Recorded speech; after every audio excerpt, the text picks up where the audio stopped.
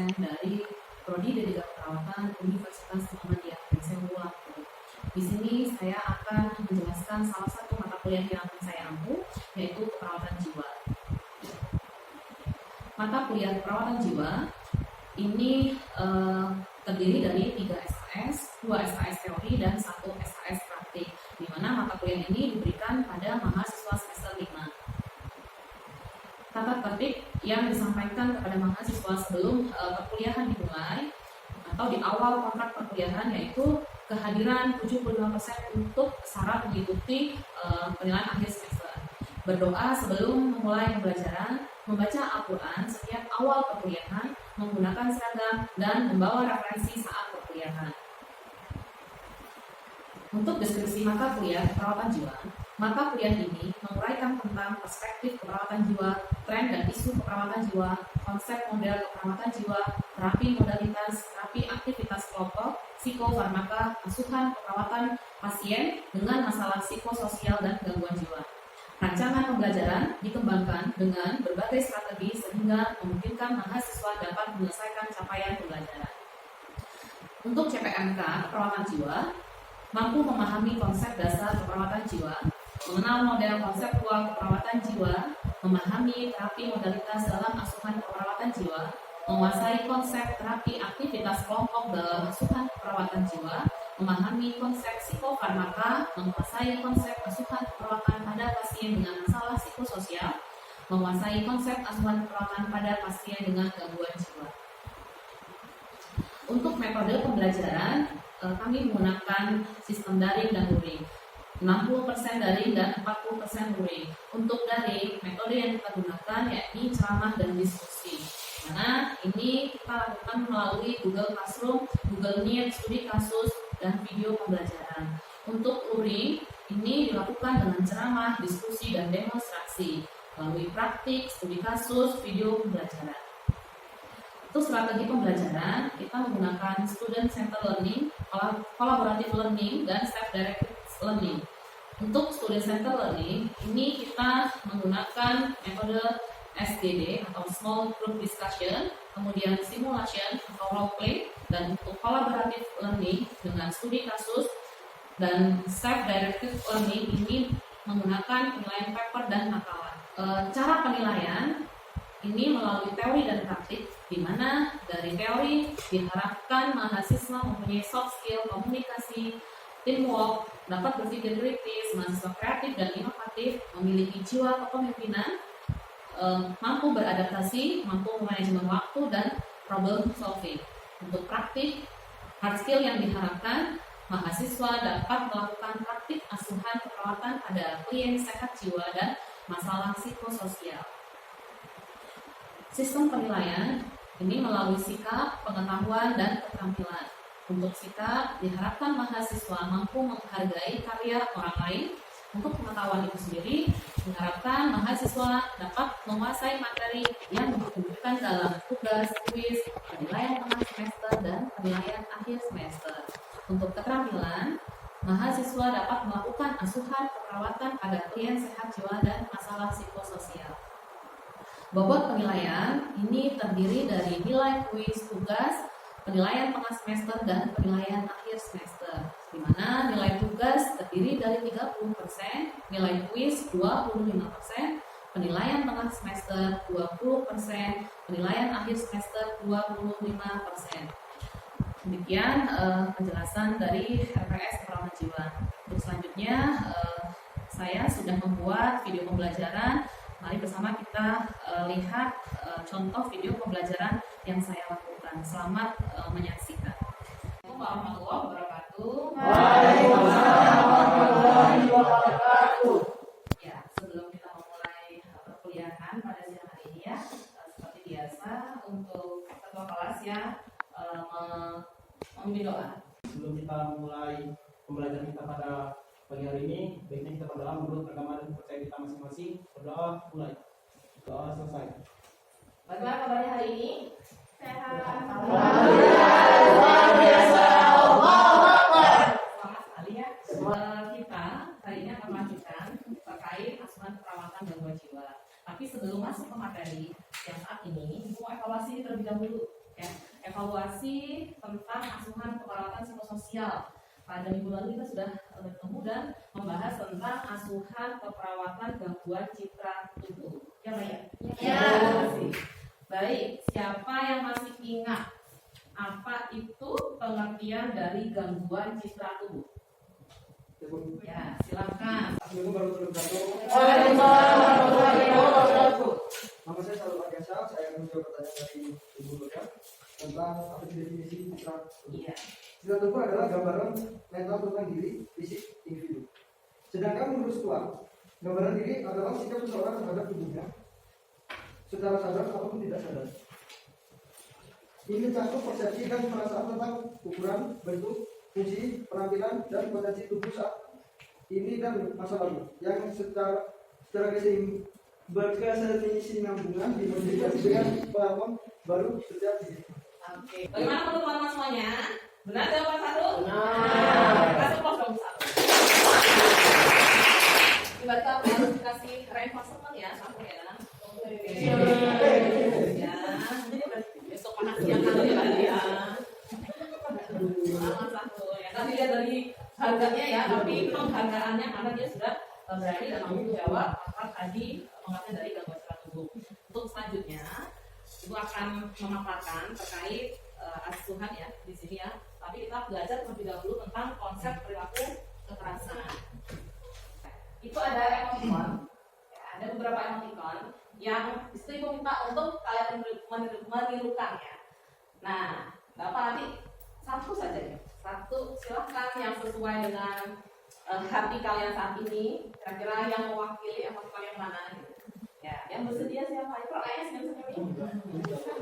Ya, buka masker gitu biar bisa menebak temannya kalian itu memperagakan emoticon yang mana sih gitu dan itu maknanya apa. Tinggi? Oke, silakan. Oke, silakan duduk Ki. Oke, kasih pause dulu dong untuk Ki. Ya, oke, bisa menjawab apa yang diekspresikan oleh wajahnya Vicky? Marah, gitu ya. Marah dilihat dari apa tadi? Hanya melotot. Ada kan di sini mata melotot? Oke, di sini ada empat emoticon ya. Emoticon yang pertama itu terlihat sedih ya. Iya nggak sih? Ya, sedih. Kemudian yang kedua senyum. Yang ketiga itu tadi yang sudah dikatakan oleh Vicky. Yang keempat ini tidak ada ekspresi ya. Baik, di situ ada kasus. Ya, ini bisa dibaca terlebih dahulu ya. Ada seorang laki-laki usia 40 tahun dirawat di rumah sakit jiwa ya. Karena pada saat di rumah pasien ini mengancam dan memukul orang tuanya. Kemudian saat dilakukan pengkajian oleh perawat, pasien mengatakan ini benci dengan teman yang mengejek fisiknya pendek ya. Wajah clear tampak merah, pandangan tajam, tangan mengepal, mondar-mandir, badan kotor dan rambut acak-acakan. Masalah keperawatan yang tepat untuk kasus tersebut itu yang mana? C. Apa itu C? Resiko perilaku kekerasan. Pintar ya? Alhamdulillah. Berarti sudah mempersiapkan diri ya, membaca referensi memang akan kita diskusikan pada siang hari ini ya. Iya, betul. Kalau dong untuk kita semua. Ya, oke, ini resiko perilaku kekerasan. Kok bisa ya dikatakan resiko perilaku kekerasan? Katakan yang bisa menggaris bawahi. Ada keywordnya di situ? Yang mana saja? Mengancam ya tadi? Iya, mengancam. Mengancam yang mana Bi? Mengancam dan memukul. Yakinkah itu keywordnya? Yang bawah yang mana? Vicky? Wajah saya tampak merah, pandangan tajam, tangan mengepal. Oke. Ada wajah tampak merah, pandangan tajam, tangan mengepal, mondar-mandir. Itu kata Vicky. Ada yang bisa menambahkan lagi atau memang malah mengurangi? Menambahkan ya. Pasien mengatakan benci ya dengan temannya yang mengejek si pasien tersebut. Oke. Ada lagi kan? Mondar-mandir ya. Menurut Ella, mondar-mandir itu masuk Bu, gitu ya. Oke, tapi kalau tadi yang disampaikan oleh Dwi, kira-kira mengancam dan memukul orang tua itu bisa dikatakan keyword untuk menegakkan diagnosa RPK? Tidak. Gimana? Kayaknya Intan mau, ya gimana? Menurut saya tidak, karena itu kejadian yang lalu sebelum dirawat. Oke, ya itu perlu garis bawah ya. ketika di rumah. Nah ini sudah sampaikan ya, di rumah itu berapa lama loh sebelum masuk rumah sakit? Bisa jadi pasien itu seminggu yang lalu pada saat sebelum dibawa ke rumah sakit, berarti di rumah ya dia itu melakukan pemukulan terhadap orang tuanya dan juga mengancam orang tua. Nah kalau sudah seminggu yang lalu, apakah itu herd no? Nah berarti yang harus kita garisbawahi adalah ya saat ini. Nih ya, saat dilakukan pengkajian, saat kita mengkaji dapatnya apa, dan itu yang perlu kita garisbawahi. Ini pakai contoh sebenarnya untuk mengancam dan memukul. Apa itu perilaku kekerasan? Kan tadi sudah terjawab ya, diagnosa yang ada di kasus tersebut itu diagnosanya adalah perilaku kekerasan. Nah sesuai ya, kalau kita hari ini ya, tujuan kita hari ini memang merasa mampu memahami konsep gitu, tentang perilaku kekerasan. Ah ya, silakan. Jadi di sini saya akan menjawab pertanyaan itu. Ya, apa itu perilaku kekerasan? Perilaku kekerasan itu merupakan bentuk perilaku yang bertujuan untuk melukai seseorang baik secara fisik maupun psikologis. Oke. Terus perilaku kekerasan itu dapat dilakukan secara verbal maupun non verbal dengan orang lain maupun sendiri dan lingkungan. Oke, kayaknya lengkap sekali ya. Ya, perilaku yang melukai diri sendiri, orang lain dan lingkungan. Oke, ini ya. Tadi benar sekali dikatakan oleh Kaya, kalau perilaku kekerasan itu bisa verbal, fisik, gitu ya. Kemudian dengan lingkungan. Nah, apa itu perilaku kekerasan? Ya, perilaku yang dapat atau yang menunjukkan itu dapat membahayakan orang lain. Tapi tadi ada penambahan selain orang lain pun bisa diri sendiri, bisa ke lingkungan, bisa. Kalau ke diri sendiri biasanya berbentuk apa? Kalau bunuh diri berarti kita masuk ke pasar bunuh diri nih. Ke diri sendiri, ya kita fokus ke kalau ke diri sendiri itu seperti apa? Melukai diri sendiri. Melukai diri sendiri itu yang gimana? Gimana itu? Seperti apa? Ya, melukai diri dengan benda tajam. Melukai dengan benda tajam terus? Oke, tadi kalau Vicky menyampaikan tuh memukul kaca ya. Oke, melukai diri sendiri nggak sih di situ?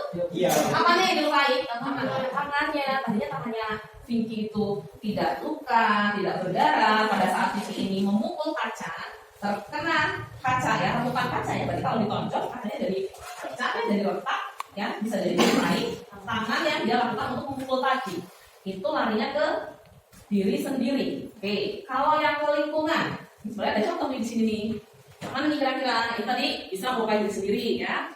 Kemudian ini marah-marah dengan orang lain. Yang ke lingkungan merusak kan contohnya? Melempar bunga, menghancurkan bunga. Nah, ini ada beberapa penyebab. Kalau kita kaitkan dengan kasus tadi yang ada di atas, penyebab dari RPK kasus yang tadi itu apa kira-kira? Kita baca lagi ke kasus yang tadi. Nah ini, kan ada penyebab nih. Nah, tadi penyebabnya sudah ada nih di slide. Paham, halusinasi, gitu ya, isolasi sosial. Nah kira-kira kalau penyebab dari kasus ini yang mana? Gangguan konsep diri. Benar ya? Benar. Kasih keluar untuk ini. Berarti ada konsep diri, ya. Tadi garis bawahnya bahwa pasien itu kesal karena diejek oleh temannya. Mengejek terkait bentuk fisiknya yang pendek. Kita lanjut ke tanda dan gejala. Tadi ada beberapa tanda dan gejala ya yang sudah ditampilkan pada kasus. Nah, untuk tanda dan gejala yang ada pada pasien tadi, masih ingat? Itu termasuk tanda gejala yang mana? Kalau kita lihat tanda dan gejala untuk pasien dengan kekerasan itu ada dua. Ada mayor dan minor. Nah, kalau minor ini tidak harus ada. Tapi kalau mayor paling tidak harus ada 80 sampai 100%. Ya, baru kita bisa menegakkan diagnosa. Ya. Oke, kita urai satu persatu. Nah ini ada mayor. Kalau mayor yang tadi pada pasiennya mana aja? Ada subjektif nggak tadi dari mayornya pasien? Ada. Yang nomor berapa? Nomor 1. Oke, berarti ada mayor ya. Oke, selanjutnya masih adakah mayor di subjektif atau langsung ke objektifnya? Langsung ke tidak terbangun. Mas Dilanjut ke objektif ya. Nah, yang mana yang termasuk objektif pada kasus yang tadi? Mondar mandir ada di sini? Ada. Oke, mondar mandir ini objektif. Oke, baru satu, berarti sudah dua dengan yang subjektifnya tadi. Ada yang pandangan tajam. 3 ya, masih ada lagi? Tangan mengepal 4. Berarti ada 4 tanda dan gejala mayor. Oke, tadi aku katakan pasien bisa didiagnosa jika ada 80 sampai 100% data mayor. Tapi kalau untuk minor tidak harus ada. Oke, ini untuk data mayornya ya. Ini adakah yang sulit untuk dipahami ini? Sarkasme, ada yang paham nih sarkasme? Sarkasme biasanya menggunjing. Ya, sarkasme itu menggunjing. Bahasanya bahasa familiarnya gibah ya. Oh, Gibah, menggunjing ya. Ngomongin orang. Ya. Oke, ini yang tanda gejala mayor. Minor. Nah, kalau minor kan kecil ya, berarti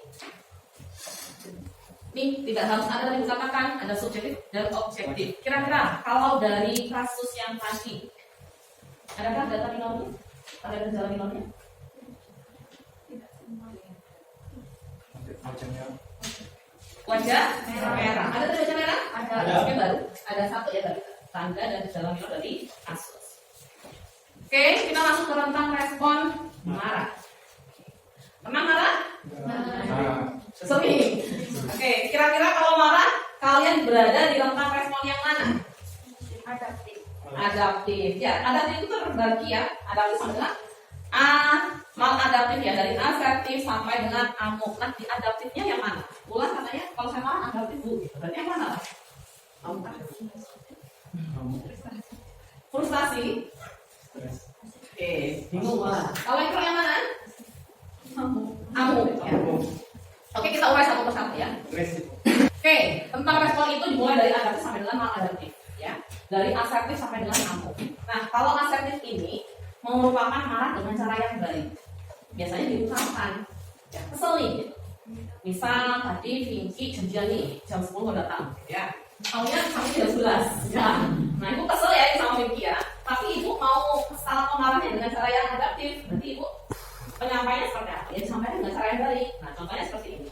Vinky, ibu sedikit kesal karena harusnya Vinky datangnya jam 10, tapi tadi terlambat ya. Jam 11 baru datang. Besok tidak diulangi lagi ya Vinky. Oke, iya. Itu cara yang baik. Yang asertif diungkapkan. Kesalnya tidak dipendam, tapi diungkapkan. Oke. Selanjutnya frustasi. Pernah merasakan frustasi? Pernah. Kenapa kok frustasi? Ya, ini semangat sekali. Kok pernah itu? Aku juga pernah. Frustasi karena apa itu? Karena tugas kuliah. Oh, frustasi karena tugas kuliah. Tugas kuliahnya kenapa? Ada masalah kan dengan tugas kuliah? Masalah jadinya mengajar dosen Masalah mengajar dosennya. Kenapa? susah ditemui. Susah ditemui ya. Oke. Apalagi? Banyak tugas kan? Ya, Banyak tugas. masalah itu. Masuk itu ya. Jadi frustasi ya. Oke, kalau Astrid?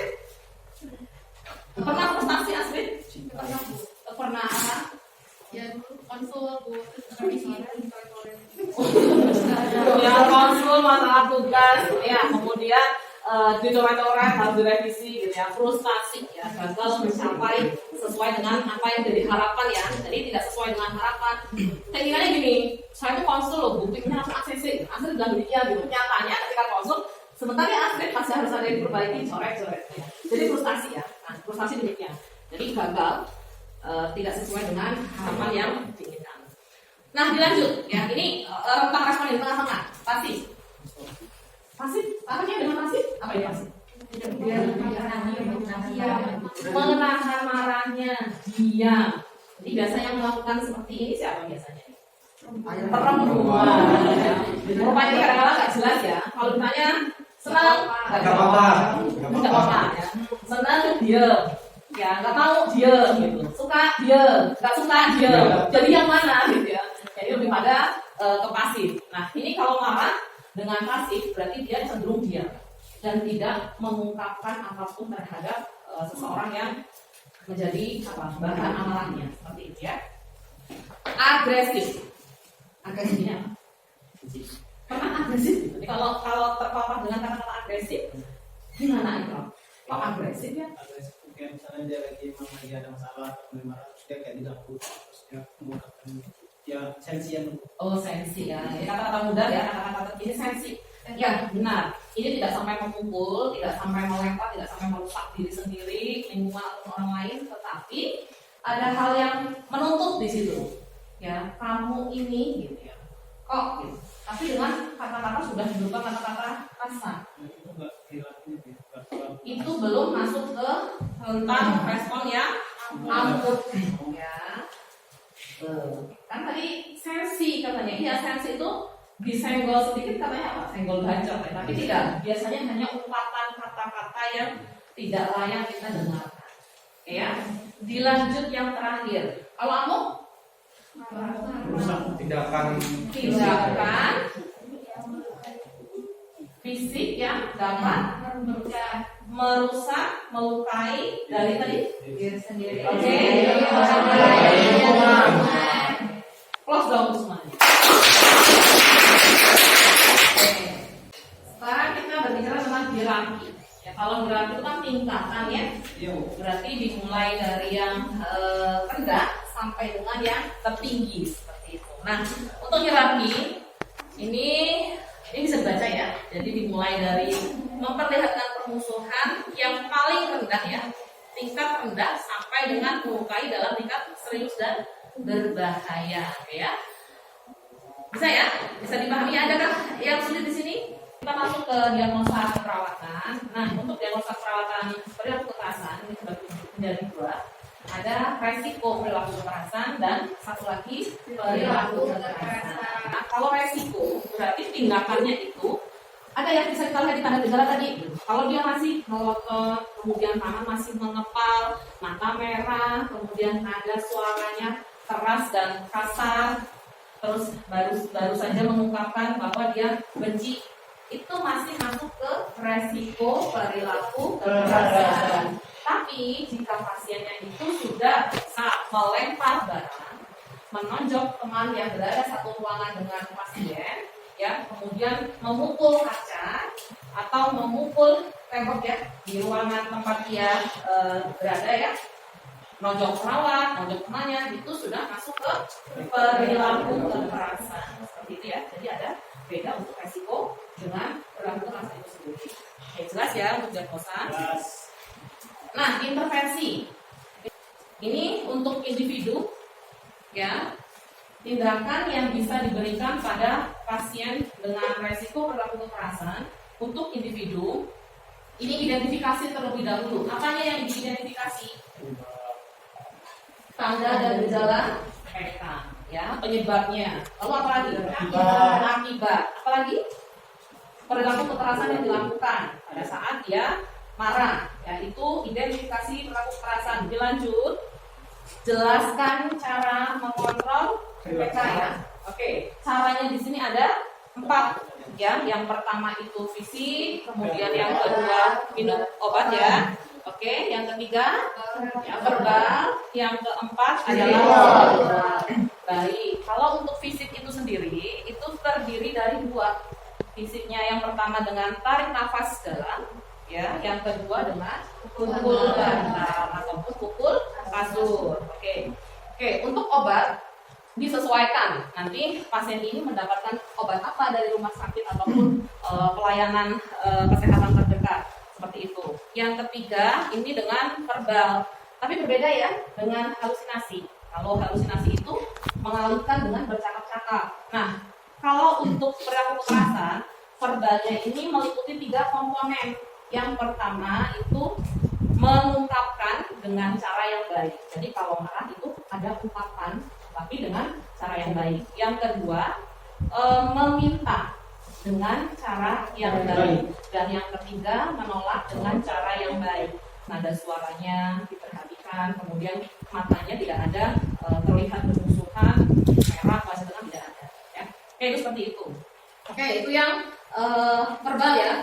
Terus ada apa? Spiritual. Baik. Spiritual itu berarti disesuaikan dengan keyakinan agamanya masing-masing. Sholat bisa, berwudu bisa, kemudian mengaji ataupun ya. Nah, untuk selanjutnya intervensi kepada keluarga. Ya, poin penting di sini ini harus terlebih dahulu kita mendiskusikan masalah pasien pada keluarga. Jelaskan kalau pasien atau keluarga pasien yang sakit gangguan jiwa ini mengalami masalah resiko perilaku kekerasan. Kemudian jelaskan dari pengertian sampai dengan tindakan yang memang harus pasien pahami tentang kondisi si pasien tersebut. Nah, yang terakhir ini dilatih cara-cara yang tadi kita ajarkan kepada pasien. Oke, selanjutnya intervensi kelompok. Ya, intervensi kelompok di sini berupa terapi aktivitas kelompok. Ini sudah dipelajari juga ya? Sudah. Ya, ini pertemuan awal sepertinya. Tapi untuk terapi aktivitas kelompok ini, untuk pasien SPK itu sendiri, yang tepat adalah terapi aktivitas kelompok atau stimulasi persepsi untuk RT. Karena tadi sudah dijelaskan tanda dan gejalanya, kemudian tindakannya, artinya evaluasi yang akan kita lihat di sini berupa penurunan tanda dan gejala, peningkatan kemampuan dalam mengontrol perilaku. Oke, itu evaluasi yang nantinya kita harapkan, dan khusus untuk keluarga berarti di situ keluarga mampu ya dalam merawat klien sesuai masalah yang dihadapi oleh pasien itu sendiri, yaitu RPK. Untuk selanjutnya ini nanti dibentuk dari 4 kelompok ya. Diskusikan kurang lebih nanti waktunya 10 menit ya untuk berdiskusi terkait tindakan tadi ya. Untuk cara-cara sudah dijelaskan ya. Nah, cara ataupun alat yang memang harus digunakan pada saat melakukan tindakan. Oke, nanti kelompok pertama itu membahas tentang intervensi yang pertama, yaitu latihan fisik ya. Kelompok 2 membahas tentang minum obat, kelompok 3 membahas tentang verbal ya, dan yang terakhir tentang spiritual. Oke, silahkan membentuk lingkaran untuk mendiskusikan tindakan yang akan dilakukan pada setiap masing-masing kelompok. Silakan. Sudah selesai ya diskusinya. Apa yang sudah Ibu jelaskan gitu bisa diterimakah gitu, pahamkah atau belum? Jadi ada di quiz ya. Kita nanti buka quiznya dulu. Silahkan kalian buka aplikasi ya, Quizizz ya. Join terlebih dahulu. Oke, tapi kesulitan nggak untuk joinnya? Kalau sudah join, silahkan masukkan kode yang ada di depan ya. Sudah masukkan kode? Waktunya bermain ya, waktunya cuma setengah menit. Ya, Iqbal sudah menjawab, Istri Handover sudah menjawab. Hewan, jangan sampai waktunya berjalan kayak gini. Nanti sinyalnya ya. Nanti yang sudah menjawab ada Kurnia, ada itu. Oke, ini peringkat paling tinggi siapa? Tidak bisa dibolongin. Yang paling tinggi Pinky. Ya, yang kedua ada Intan, yang ketiga ada Nia ya. Dari untuk selanjutnya, ini karena sudah selesai ya materi yang Ibu sampaikan, Ibu minta nih perwakilan dari kelas untuk mengevaluasi. Mereka yang bersedia untuk memberikan kesimpulan dari materi yang tadi kita diskusikan. Siapa? Oke, Pinky. Silakan Pinky. Baik, setelah kami pelajari nanti tentang perilaku kekerasan dapat diambil di beberapa poin. Jadi yang pertama, pengertiannya, resiko perilaku kekerasan itu suatu bentuk perilaku yang bertujuan melukai seseorang baik secara fisik maupun psikologis. Selanjutnya untuk tanda dan Oke, kasih kosong untuk Pinky. Oke, tadi ya sudah disimpulkan oleh Pinky ya. Semoga ya ilmu yang kita peroleh pada siang hari ini bermanfaat buat kita semuanya dan bisa kita aplikasikan nantinya pada saat kalian dinas di rumah sakit jiwa. Oke ya. Kurang dan lebihnya Ibu mohon maaf ya. Ibu akhiri bila itu hidayah. Wassalamualaikum warahmatullahi wabarakatuh. Waalaikumsalam.